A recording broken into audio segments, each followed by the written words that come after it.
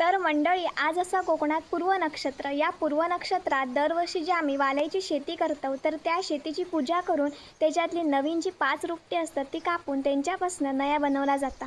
तर आज कोकणातल्या नया बांधण्याची पद्धत आपण अनुभवूया. चला मग.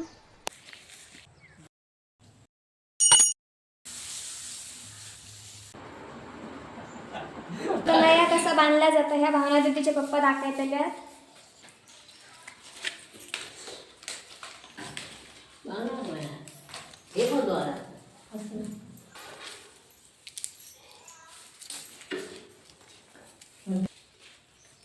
गंधाचे ते काय टिकलेले आहेत दाखया.